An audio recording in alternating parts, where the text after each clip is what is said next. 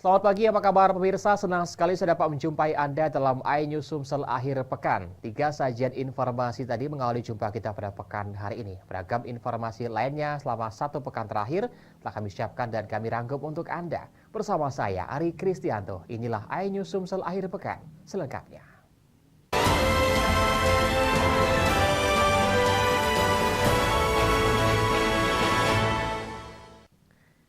Kita awali informasi pada pekan ini, pemirsa. Ratusan pelajar sekolah dasar dan sekolah menengah pertama Islahul Ummah Kota Prabu Mulih dilarikan ke unit ruang gawat darurat Rumah Sakit AR Bunda, diduga mengalami keracunan setelah memakan kue sus.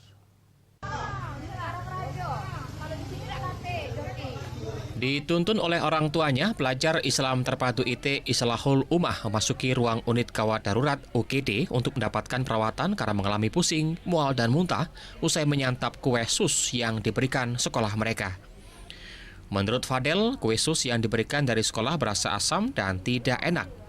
Usai menyantap snack dan kue, 2 jam kemudian ia dan ratusan siswa lainnya mulai merasakan pusing, mual, dan kemudian muntah sehingga dilarikan ke rumah sakit. Susunya tuh rasanya asam kayak basi gitu.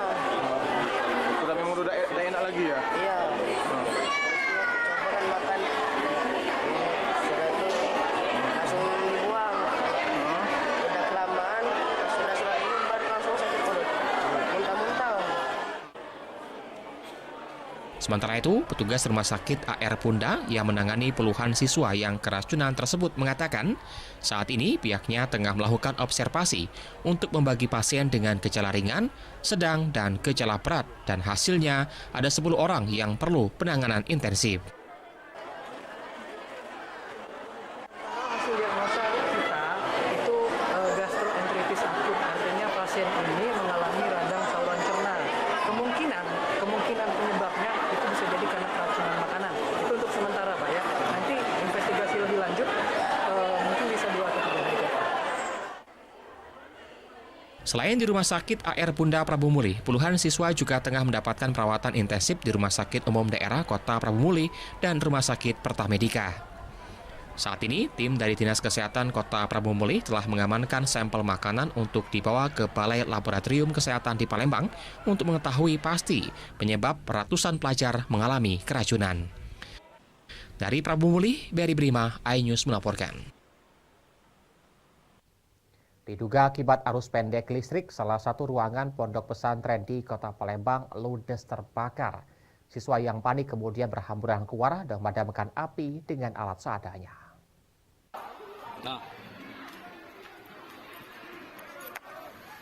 Salah satu ruangan di Pondok Pesantren Darul Aitam di kawasan Kecamatan Seberang Ulu 2 Selasa siang terbakar.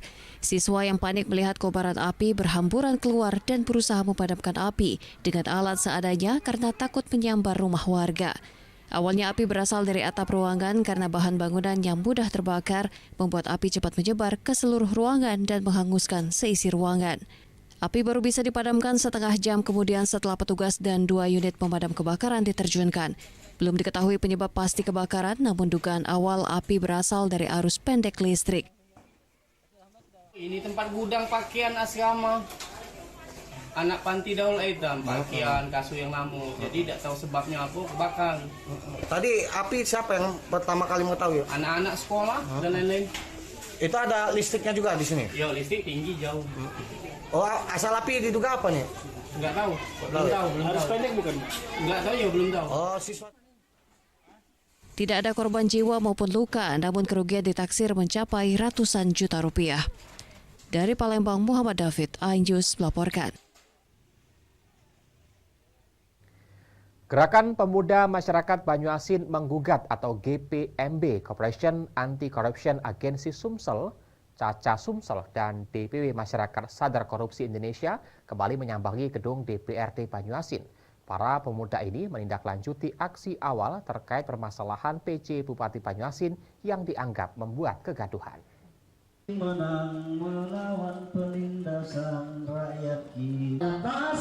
Ratusan massa yang tergabung dalam beberapa wadah ormas kembali mendatangi gedung DPRD Banyuasin.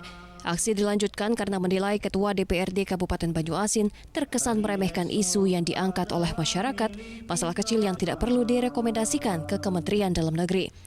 Pada aksi kedua ini, GPMBM, Caca Sumsel dan DPW MSKI mempertanyakan secara konkret mengenai rekomendasi DPRD Banyu-Asin terkait dugaan melampaui kewenangan oleh oknum tenaga ahli Alfi AF yang merupakan adik dari PJ Bupati Banyu-Asin. Indikasi PJ Bupati Banyu-Asin telah melakukan pelanggaran etik karena dugaan adanya pembiaran sikap oknum tenaga ahli yang melakukan intervensi terlalu jauh dan politis di lingkungan Pemkab Banyu-Asin. Aksi mendesak agar DPRD menyuarakan aspirasi kepada Mendagri untuk melakukan evaluasi terhadap indisipliner PJ Bupati Banyu-Asin karena drama politiknya telah menciderai demokrasi dan birokrasi yang ideal. Aksi ini mendesak DPRD Banyu-Asin untuk memanggil PJ Bupati Banyu-Asin. Aksi dari 3 lembaga ini juga mempertanyakan adanya indikasi penyalahgunaan dana pokir pokok pikiran rakyat Dewan Kabupaten Banyu-Asin yang diduga bermasalah. Meminta DPRD Banyu-Asin harus transparan pada masyarakat Banyu-Asin, ketiga lembaga demokrasi menyampaikan sikap tegas terhadap dugaan melibatkan adik kandung PJ Bupati AF dalam roda pemerintahan Kabupaten Banyu-Asin dan segera meminta maaf atas perbuatannya. Kita harapkan kepada yang bersangkutan jangan lagi membuat kegaduhan, jangan lagi membuat kontradiktif, ya kan. Apa yang kami sampaikan pada hari ini adalah sebuah sikap yang ideal dan normatif. Sikap ideal dan normatif ini hendaknya direspon secara baik. Sementara itu, anggota Dewan yang terhormat memilih diam dan menghindar. Dari Banyu-Asin, Ahmad Syaiful, iNews melaporkan.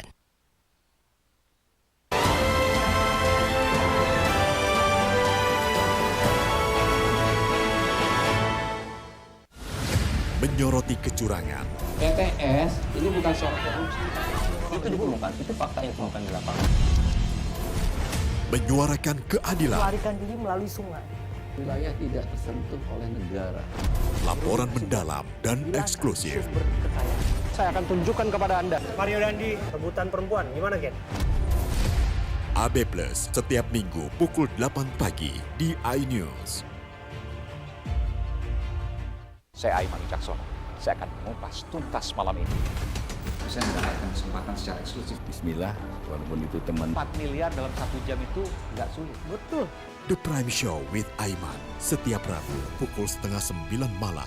Saya Prabowo Revolusi, kita berbagi cerita. Rupanya konspirasi itu ini. Oh iya. Apakah jadi capres? Kita setuju.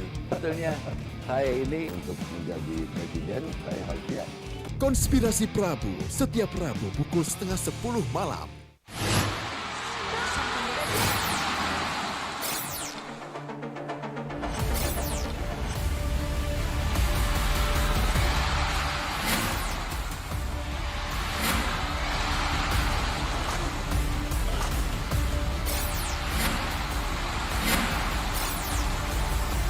BWF ASEAN Tour 2023 live iNews, new home of badminton. Mengupas makna dan tafsir Al-Quran bersama ulama terkemuka tanah air. Kaumum min kaum khairun minal yadis suflah. Nggak bakal bisa dibayar oleh dunia dan seisinya. Jelas, lugas untuk kehidupan sehari-hari. Di antara yang merusak hati adalah buruk sangka. Wa aqimus shalah wa atuz zakah. Itu pun sejajar dengan jihad fisabilillah. Cahaya Hati Indonesia, Sabtu dan Minggu pukul 12 siang di iNews.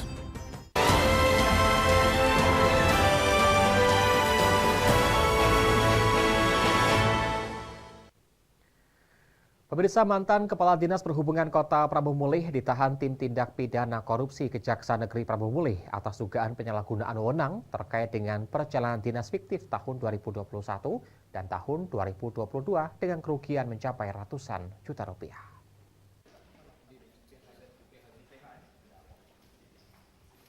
Menggunakan rompi tahanan dan tangan diborgol, M, mantan Kepala Dinas Perhubungan Kota Prabu Mulih, digiring tim tindak pidana korupsi menuju rumah tahanan kelas 2B Prabu Mulih.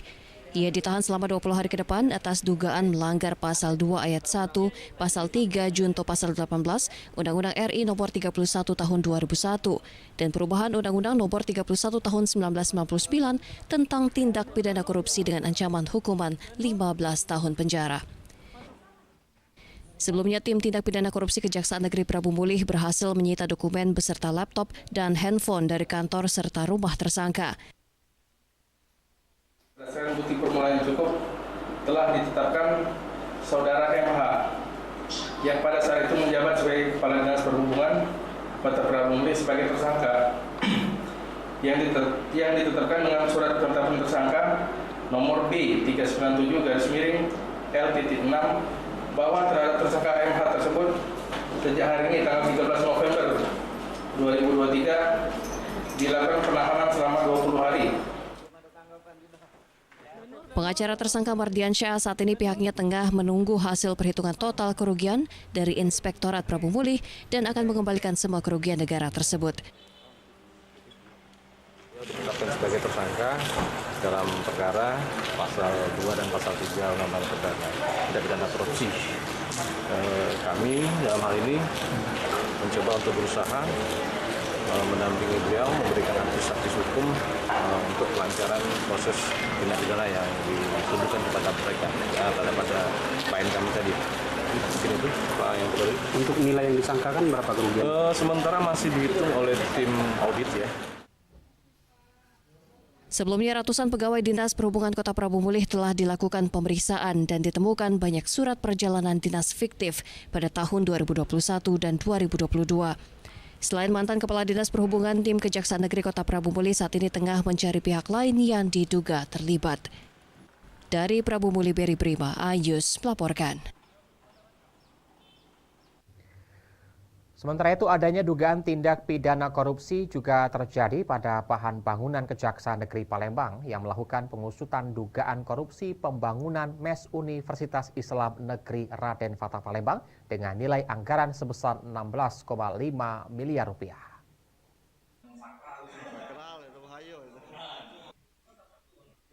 Bekerja sama dengan ahli konstruksi bangunan, Kejaksaan Negeri Palembang beberapa waktu lalu melakukan pemeriksaan konstruksi bangunan MES Universitas Islam Negeri Raden Fatah Palembang di Jalan Lebak Rejo, Kecamatan Kemuning. Berdasarkan pemeriksaan volume dan kualitas fisik terpasang oleh ahli, jaksa menyimpulkan jika volume pembangunan MES tersebut tidak sesuai dengan kontrak. Dari hasil pemeriksaan ini, jaksa menaikkan status dugaan korupsi ini ke tahap penyidikan dan akan segera memanggil dan memeriksa pihak terkait.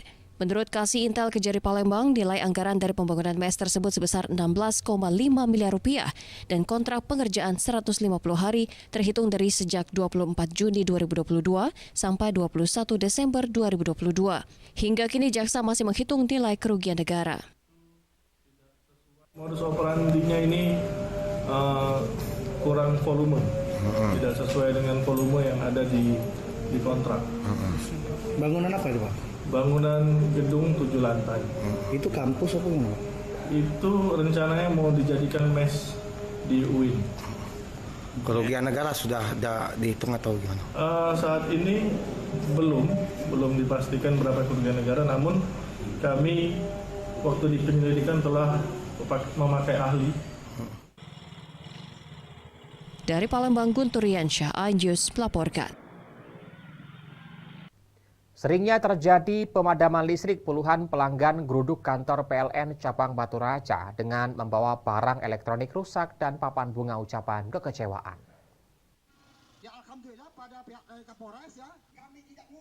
Puluhan pelanggan mendatangi kantor PLN ULP Batu Raja terkait pemadaman yang sering terjadi di Kabupaten Ogan Komprik Ulu. Bahkan puluhan pelanggan tersebut membawa barang elektronik rusak akibat pemadaman yang dilakukan PLN setempat.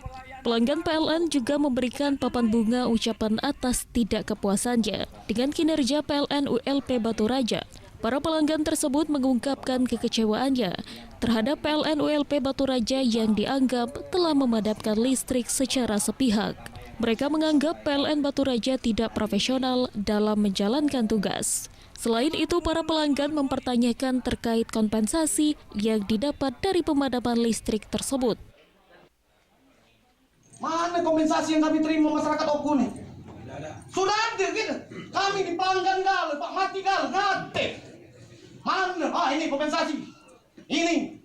Belum kamu nak mikirkan kompensasi, Pak. Kerugian masyarakat akibat mati listrik itu. Terkait dengan dana besar, kompensasinya tidak pernah kami berikan, tidak pernah ada di Batu Raja ini, karena padamnya pun padam bukan karena sistem kami yang ini, karena gangguan. Jadi dalam permen itu kalau terjadi padam karena penyebabnya gangguan, itu tidak ada kompensasinya. Iswandi mengatakan bahwa kompensasi akan diberikan jika pemadaman listrik akibat human error. Namun jika pemadaman listrik akibat gangguan yang bukan disebabkan oleh sistem PLN cabang Batu Raja, kompensasi tidak akan diberikan. Meskipun ada kompensasi, pihaknya hanya akan mengajukan dan meneruskan data ke unit PLN yang lebih tinggi.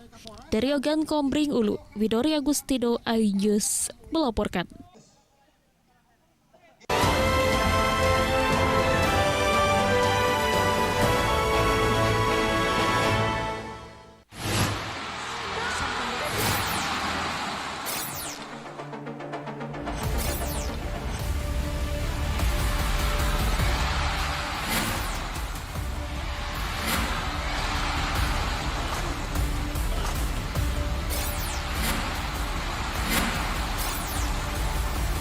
BWF ASEAN Tour 2023 live iNews, New Home of Badminton.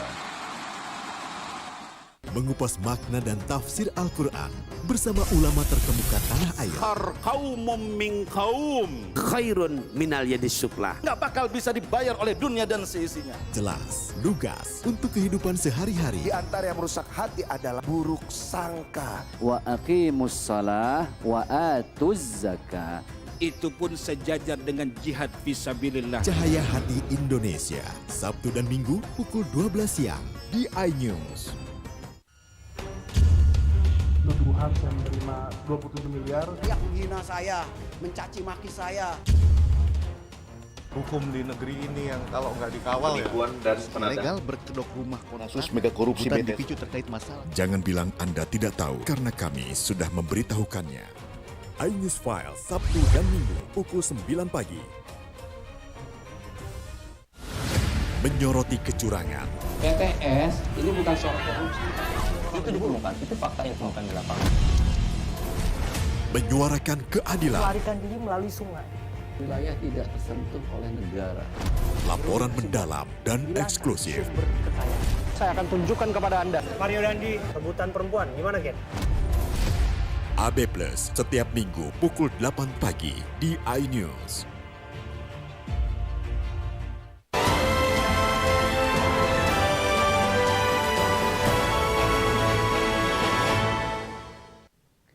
Anda masih bersama kami di iNews Sumsel akhir pekan. Pemirsa, manajemen Sriwijaya FC akhirnya memutuskan kontrak Muhammad Yusuf Prasetyo alias Coach Yoyo sebagai pelatih.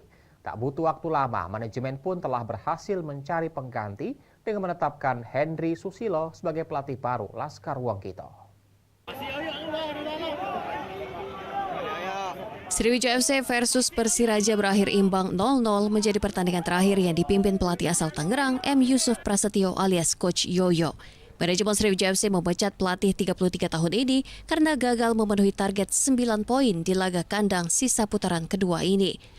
Direktur Teknik Sriwijaya FC Indrayadi mengatakan perubahan ini dilakukan demi menyelamatkan Sriwijaya FC yang masih berpeluang lolos ke putaran 12 besar jika menyapu kemenangan di 5 laga sisa dan peninjauan kembali hukuman pengurangan poin SFC diterima PSSI.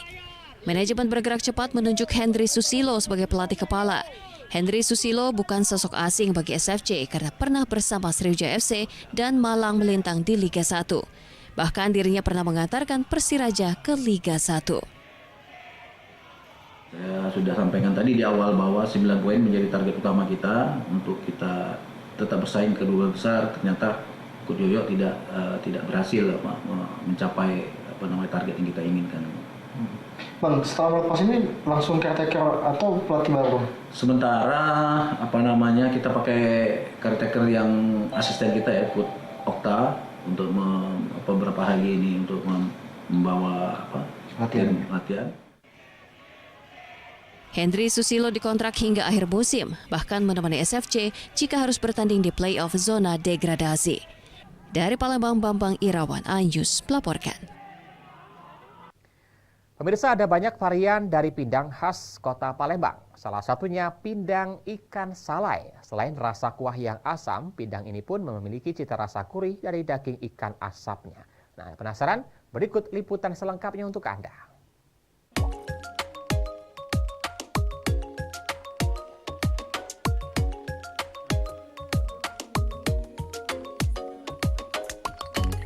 Pindang merupakan kuliner khas Palembang yang punya banyak varian. Salah satu yang lezat dan menjadi pilihan warga Bumi Sriwijaya adalah pindang ikan salai atau ikan asap.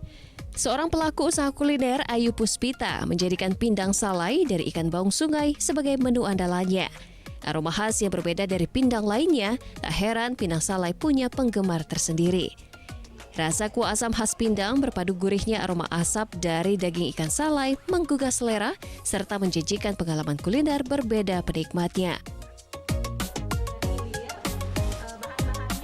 Ikan salai dimasak menggunakan beragam jenis rempah-rempah, mulai dari bawang, jahe, kunyit, lengkuas, terasi, serai, daun salam, tomat, cabai, nanas, dan kemangi. Seluruh bahan pembuatan bumbu ditumbuk halus, setelahnya tuangkan bumbu ke dalam panci. Masukkan batang serai dan lembaran daun salam, disusul gula, garam, dan penyedap rasa, lalu aduk rata. Setelah bahan tercampur sempurna, masukkan ikan salai ke dalam panci. Biarkan masakan hingga mendidih dan bumbu meresap ke dalam daging ikan salai. Pindang disajikan bersama potongan daun kemangi, daun bawang, dan irisan nanas. Pindang ikan salai pun siap dihidangkan. Yang aku masak hari ini adalah pindang salai baung. Rasanya tuh kuat banget di terasi. Terus ada seger-segernya juga karena kita pakai tomat sama nanas. Terus juga kita pakai tambahan daun bawang sama kemangi. Disebut pindang salai kenapa? Karena ikannya itu kita asap. Diasap lama. Terus ikannya tuh dari yang seger banget jadi kering. Satu porsi pindang ikan salai bisa dinikmati hanya Rp30.000. Dalam sehari, Ayu bisa membuat 10 hingga 15 porsi.